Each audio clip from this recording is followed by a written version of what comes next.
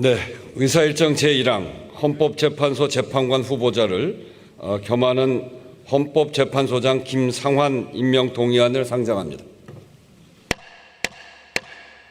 이 안건은 헌법 제111조 제4항에 따라 지난 7월 4일 대통령이 국회에 임명 동의를 요청해 온 것입니다.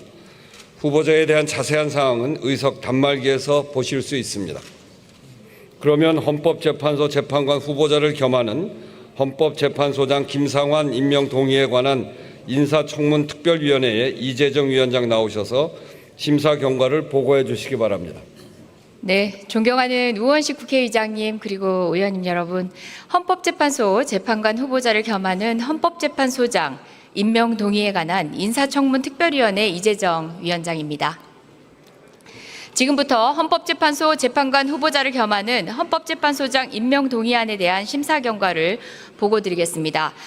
우리 인사청문특별위원회는 지난 7월 21일 인사청문회를 개최하여 후보자의 헌법재판소장으로서의 자질, 전문성, 도덕성과 헌법적 쟁점 및 사회적 현안에 대한 후보자의 종합적인 소신을 살펴보았고, 후보자가 헌법재판소장으로서 직무를 수행하기에 부족함이 없는지 검증하는 절차를 거쳤습니다. 인사청문회에서의 질의와 후보자의 답변 내용 등을 토대로 헌법재판소장 후보자에 대한 의견을 종합하였습니다. 먼저 일부 청문위원은 다음과 같은 이유로 후보자가 부적합하다는 견해를 제시하였습니다. 후보자가 재건축 대상 아파트의 매입으로 상당한 양도 차익을 얻은 점, 대법관 임용 이전에는 취약계층 구호나 봉사활동 실적이 미흡하며 과거 성범죄 판단에서 국민 법감정과 동떨어진 판결을 한 이력, 후보자의 두 자녀가 경제적 어려움이 있는 학생에게 돌아가야 할 학자금 대출을 받은 점 등이 부적절하며, 후보자를 비롯하여 국제인권법 연구회 등 특정 연구회 출신이 헌법재판소 재판관 다수를 차지하여 정치적 편향성에 우려가 있다는 점, 과거 대통령 공직선거법 재판에서 무죄 판결을 한 것을 계기로 한 인사가 아니냐는 우려, 대법관 재직 시 현재 재판소원 도입에 대한 입장과 소신을 변경한 점 등을 종합하여 고려할 때 후보자가 헌법재판소장으로서의 자질과 능력을 갖추었다고 평가하기 어렵다는 견해를 제시하였습니다. 반면 다음은 적격 의견으로 일부 청문위원은 다음과 같은 이유로 후보자가 적합하다는 의견을 제시하였습니다.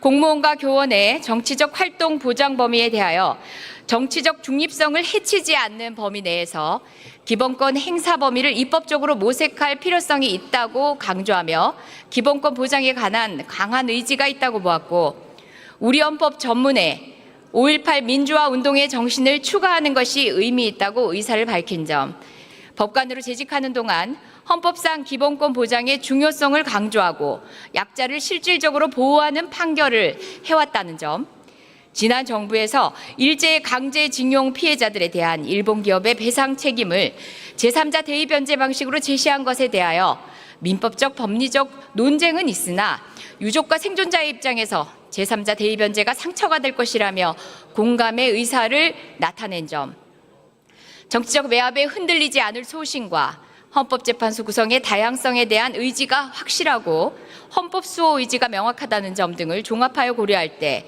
후보자가 헌법재판소장으로서의 자질과 능력을 충분히 갖추었다고 평가한다는 견해를 제시하였습니다. 마지막으로 우리 위원회는 후보자에게 청문회 과정을 통하여 각 청문위원이 제시하고 지적한 바를 유념하여 헌법재판소장으로서의 직무를 수행하기를 당부하였습니다. 기타 사항들은 단말기 심사보고서를 참조해 주시기 바랍니다. 이상으로 헌법재판소 재판관 후보자를 겸하는 헌법재판소장 임명 동의에 관한 인사청문특별위원회 심사경과 보고를 마치겠습니다. 고맙습니다.